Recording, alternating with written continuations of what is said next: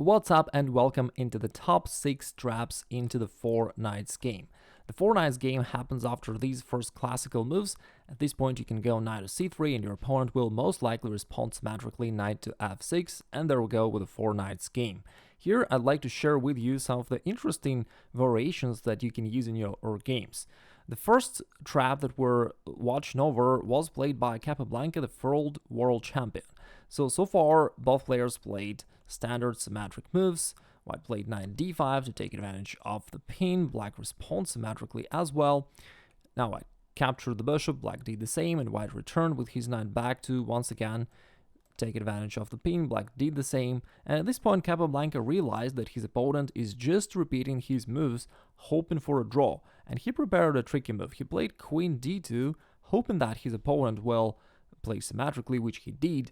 By the way, while in general, of course, you can't just blindly repeat your opponent's moves, but believe it or not, so far Black actually played well and his position is about equal. And it is only right now where he played queen to d7 was a decisive mistake, because after that, Capablanca prepared the move knight to e7 check, which is a little but nice combination, and he realized, an interesting continuation afterwards, and at this point Black realized the little but decisive flaw in his plan. If you repeat your opponent's moves, then you're gonna be checkmated sooner, which is the sad reality of just repeating the moves blindly. And that was the first trap that you can use. It's actually one of the relatively popular variations, so it's definitely practical and you can use it in your games. Now let's check one interesting line that you can use as Black in the same 4 knights game. If White goes pawn to d4, which is one of the main moves at this position, you take, and at this point, some of the players, especially the club level, tricky players, they go knight to d5.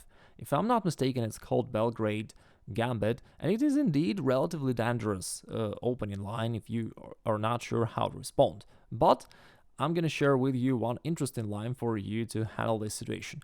At first, you can just take that knight on d5 and then go knight b4, preparing knight takes d5.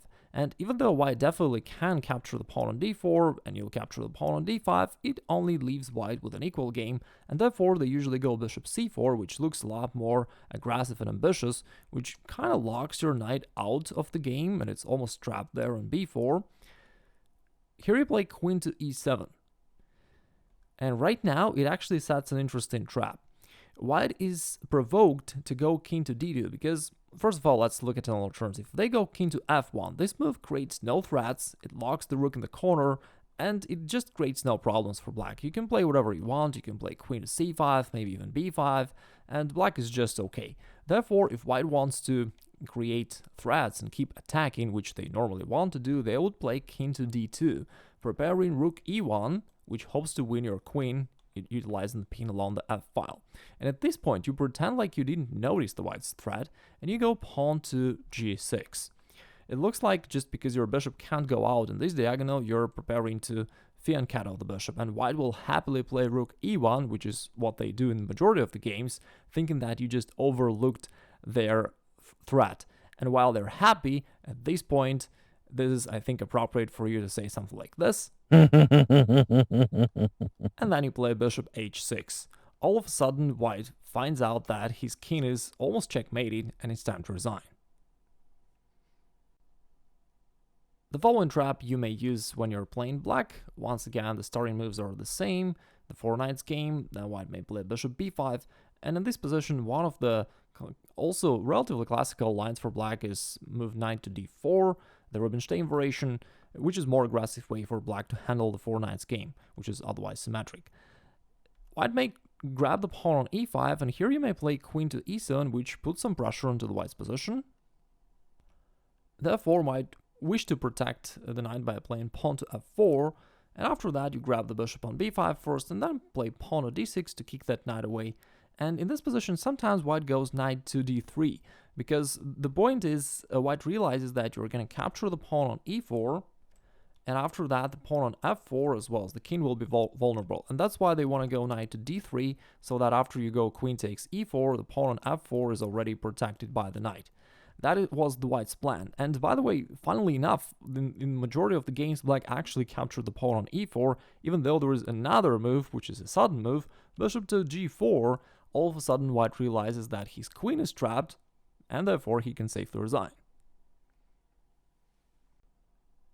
The next game was played by Nakamura against Sharp Dale, and in this game actually Nakamura couldn't find the proper continuation, but I'm gonna reveal it to you. Here, in this position, sometimes black may wish to play d5, undermining your center. And it looks great, and it's a standard idea for black to play pawn on d5 in the opening, but the problem in this particular case is that instead of trading the pawns in the center, you should go bishop b5, putting pressure on that c6 knight, and at this point black may already realize that they are somewhat in trouble, because the standard move bishop d7 to protect the knight would close the d file for the queen, and therefore you can just grab the pawn on d5, thus winning the pawn. Therefore, this option is bad for black, and instead of bishop to d7, they will likely play queen to d6 to not only protect the knight, but also to keep the protection of the pawn on d5. And in this position, it's not that obvious how should white continue his attack.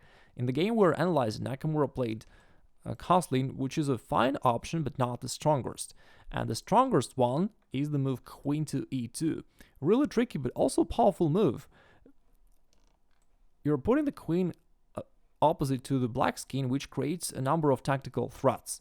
You're threatening e takes d5 with a discovered check. Also, pawn to e5 is also like a new threat because the black's knight is pinned, right? And therefore, pawn to e5 would be the double attack to the black's queen and knight. Therefore, you're actually creating a whole bunch of threats here, and black would have to take your pawn. After that, you're going into the following forced variation, trading the knights, then taking the pawn on e4, queen takes e4 check, and not only check, this is a double attack to the black c6 pawn as well. And therefore, if they go something like bishop e7 to cover the king, you just take bishop takes c6 with a double attack to the king, the rook, thus you'll capture the rook on the next move, and you're winning the game. Interesting line, and again, you can see that even Nakamura couldn't find the proper continuation during a real game, but when you know it in advance, this certainly makes your task a lot easier. And before I show you the remaining top 2 opening traps in the 4 Knights game, let me take a second to congratulate you on the International Father's Day. We decided to a little bit celebrate this occasion in the Remote Chess Academy because I think that apart from being a great festival, generally speaking, also, like, I was personally introduced to chess by my father, and I think it was the case to many other people as well. I'm also nowadays teaching my kids to play chess. For example, my younger daughter, I just asked her to smile for the photo for this video. Not sure if it worked. She really crawls to the chessboard from anywhere and steals my pieces. I already had to buy a couple new chess sets. So I think that she loves chess based on that. Not sure if it's true, we'll see. Anyway, the bottom line is, because of this occasion, we're now having massive discounts on all the premium RC courses, and you can click the link below the video and get any of our courses at a great discount. You can either select any individual course, or you can get the package of all of the courses that I personally created, which is already discounted because it's a package, and within the next few days you can get an additional discount because of the Father's Day, which makes the overall discount really heavy. I would actually say proudly that these courses helped thousands of students already to improve their chess results and to achieve their chess goals, and I hope that they can help you just as well. And now let's move on to the final top 2 opening traps. There we go with the next trap. White goes pawn to d4 in the 4 Knights game. And in this position, black usually captures the pawn there. After that, you capture, and one of the main lines is bishop to c5, attacking your knight. Therefore, you want to protect it by playing bishop to e3. After that, it actually creates the discovered attack threat. You're threatening to capture the knight on c6 firstly, and after that to grab the bishop on c5. And therefore, black needs to do something about that. They may, for example, trade off the knights, and at this point, if they trade the bishops, that would help your queen to activate, to dominate in the center. Therefore, queen e7 looks better. But in this position, there is an interesting move, like interesting and tricky, that you may play. You may play the move bishop to e2, and it looks like just a normal development move, but in fact, it is very tricky and black should be careful. If they simply castle, which is what they often do, that actually creates a lot of troubles for black after pawn to e5. And here you realize why it was so critical to keep that bishop on e2, otherwise the pawn would be pinned along the e-file by the black's queen, which is not the case right now because the bishop is blocking the line, and therefore the knight is attacked and has to go back. All the forward squares are covered by the white's pieces, therefore the knight has to go all the way back, and if black do that immediately, after, let's say, knight to e8, then after knight d5, it's simply time to resign because the queen is attacked as well as the bishop by the white's knight. And if the queen goes somewhere, doesn't matter, you just grab the bishop on c5 and you won the bishop and the game. And there is one more trap. White goes pawn on d4, and one way for black to respond is to counterattack by playing bishop to b4, which pins the knight, and therefore black prepares knight takes e4 to capture your pawn on e4. Then you may play pawn on d5, kicking the knight away. After that, you grab the pawn on e5, black does the same. You can't capture the knight because of the pin, thus you can play queen to d4, which is a very good move actually. It protects the knight and attacks all of the black's minor pieces. Black may trade the bishop, and now the knight goes back to f6. In this position, white often plays pawn to c4, which is like a rock-solid way, but there is also a more aggressive way. You may go bishop g5, leaving that pawn on d5 unprotected, but it actually puts pressure on black, and it's not that easy for black to handle it in a real practical game, especially if they're not familiar with these lines. For example, if they capture that pawn on d5, you may continue bishop c4, putting the pressure on that knight, also indirectly onto that f7 pawn, which is already under the fire of the white's pieces. That pin along these diagonals is also unpleasant. All in all, you can clearly see that black is already in some sort of trouble here, or at least it's difficult to defend. Therefore, taking on d5 is somewhat dangerous, and instead in one game, or actually more than one game, black goes knight to g6, just trying to solidify their position on the king side. Sometimes in this position, white just grab that knight on g6, which is okay move, but possibly not the best. And I'd like to ask you to find a better option for white, if you can. How would you play here if you are white? Please think about it and write it down in the comments below.